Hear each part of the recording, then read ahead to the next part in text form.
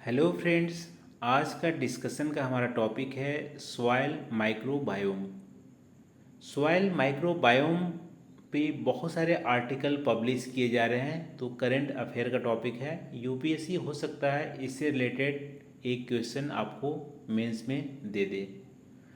तो सबसे पहले सॉइल माइक्रोबायोम के जो आर्टिकल पब्लिश हो रहे हैं उसको देख लेते हैं। तो यहाँ पे आ, बहुत सारे जो स्कॉलर हैं, ठीक है, रिसर्चर हैं, वो ऐसा प्रपोज कर रहे हैं कि सॉइल माइक्रोबायोम को इंक्लूड करना चाहिए वन हेल्थ गोल के लिए। अब वन हेल्थ गोल क्या होता है उसको भी देख लेते हैं।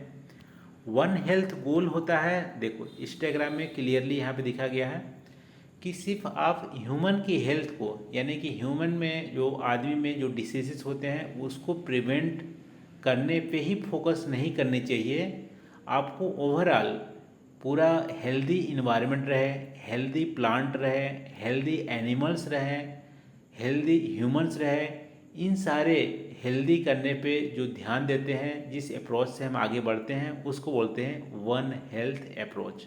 ठीक है, तो वन हेल्थ अप्रोच में पीपल को, एनिमल को, प्लांट को, शेयर्ड इन्वायरमेंट सबको हेल्दी बनाने पे ध्यान दिया जाता है, उसको बोलते हैं वन हेल्थ अप्रोच। ये इसलिए बोला जाता है कि लॉन्ग रन में सस्टेनेबिलिटी हमारी बढ़ाती है और लॉन्ग रन में कभी भी नेचुरल जो पैंडेमिक आ सकते हैं उसको प्रिवेंट किया जा सकता है यदि वन हेल्थ पॉलिसी से हम चलते हैं तो। और वन हेल्थ पॉलिसी को, वन हेल्थ अप्रोच को एक तरह से अचीव करने के लिए हमें सॉइल माइक्रोबायोम पे ध्यान देने की ज़रूरत है। इस तरह से रिसर्चर यहाँ पे प्रपोज कर रहे हैं सॉइल माइक्रोबायोम को वन हेल्थ पॉलिसी में इंक्लूड करनी चाहिए। अब बात करते हैं सॉइल, देखो यहाँ पे और क्या है, क्लाइमेट की प्रेडिक्शन भी किया जा सकता है सॉइल माइक्रोबायोम्स की स्टडी करके। इसके अलावा अदर यहाँ आप देख सकते हो कि जो हमारी ड्रॉट रेसिस्टेंट जो क्रॉप हैं या ड्रॉट से छुटकारा पाने के लिए भी सॉइल माइक्रोबायोम हमारी हेल्प करते हैं, जिससे कि फूड सिक्योरिटी भी हमारी इंश्योर होगी। इसके अलावा केमिकल फर्टिलाइज़र की जो नीड है उसको भी रिड्यूस करता है सॉइल माइक्रोबायोम। तो बहुत सारी यूटिलिटीज़ हैं हमारी सॉइल माइक्रोबायोम का, और इसी को आज की इस वीडियो हम लोग कवर करने वाले हैं। तो सबसे पहले बात करते हैं कि सॉइल माइक्रोबायोम होते क्या हैं। तो सॉइल में यानी मृदा में जितने भी माइक्रो ऑर्गेनिज्म पाए जाते हैं, चाहे वो हमारा वायरस हो या हमारे बैक्टीरिया हो या हमारी फंगी हो, इन सारे ही माइक्रो ऑर्गेनिज्म को हम बोलते हैं सॉइल माइक्रोबायोम। ठीक है, ऐसा नहीं है कि माइक्रो ऑर्गेनिज्म सिर्फ सॉइल में पाया जाता है, एटमॉस्फेयर में पाया जाता है, वाटर में भी मिलते हैं, इवन हमारे ह्यूमन के पेट में भी मिलते हैं, एनिमल के पेट में मिलते हैं। तो सबको माइक्रोबायोम बोलते हैं, बट सॉइल माइक्रोबायोम उनको बोलते हैं जो हमारे सॉइल में माइक्रो ऑर्गेनिज्म पाए जाते हैं।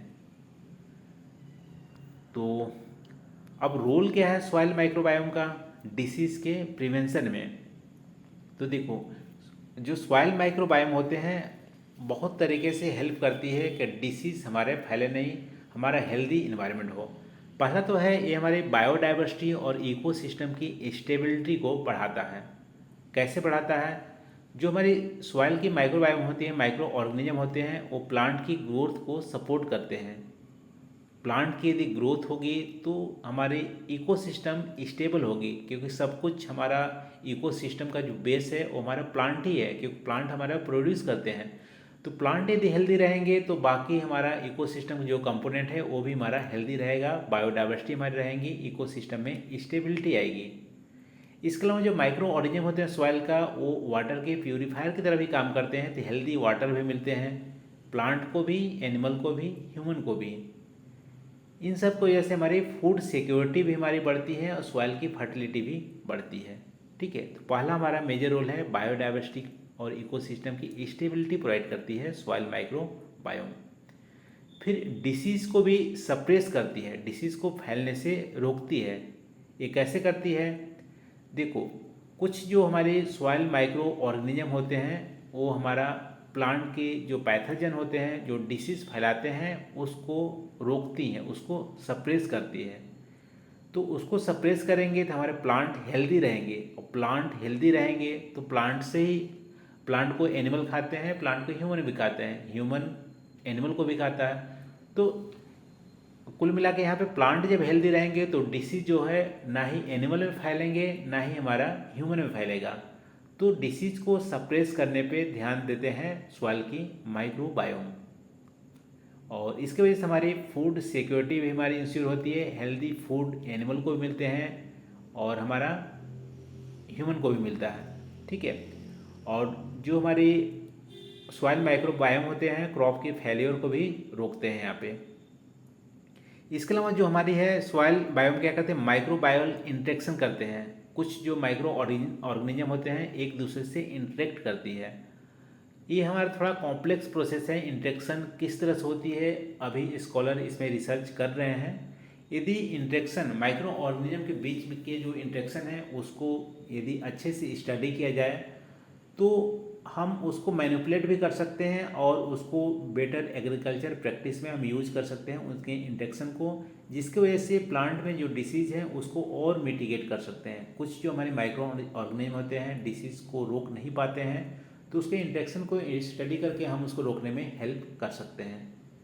इसके अलावा ह्यूमन की हेल्थ की कनेक्शन आप बात करेंगे तो यदि प्लांट हमारा हेल्दी रहेगा, ठीक है, वेरियस इन्वायरमेंट के कंपोनेंट हमारे हेल्दी रहेंगे, सॉइल हमारे हेल्दी रहेगा, वाटर हेल्दी रहेगा, तो अल्टीमेटली आप देखोगे तो ह्यूमन भी हमारा हेल्दी रहेगा।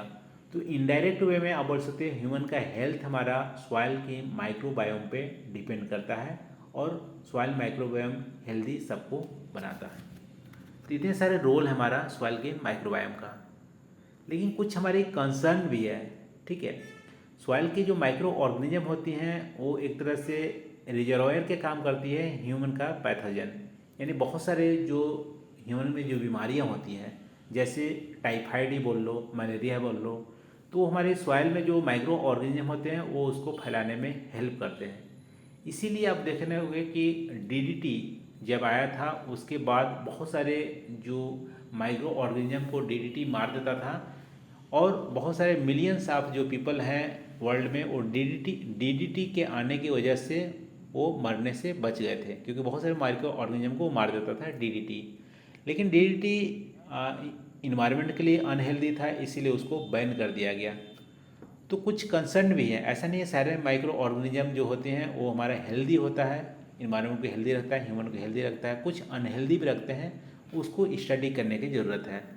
तो कंसर्न में हम देखने को मिल रहा है कुछ हमारा नॉलेज गैप देखने को मिल रहा है कि एक पर्सपेक्टिव बोलता है सॉइल की माइक्रोबायोम को हेल्दी बढ़ाने की ज़रूरत है, दूसरा पर्सपेक्टिव बोलता है बहुत ज़्यादा माइक्रो ऑर्गेनिज्म पे ध्यान देंगे बढ़ाएंगे उसको तो हमारे ह्यूमन के लिए अनहेल्दी भी हो सकता है। तो यहाँ पे नॉलेज गैप देखने को मिल रहे हैं, इसके लिए हमें और रिसर्च करने की ज़रूरत है और ग्लोबल नॉलेज हब नेटवर्क बनाने की ज़रूरत है, जिसकी वजह से कोई भी ग्लोबली यदि इस पर रिसर्च करता है, डेटा को कलेक्ट करता है, नॉलेज को शेयर करता है, तो बाद में हमारे पॉलिसी बनाने और रिकमेंड करने में हमारी हेल्प करेंगी।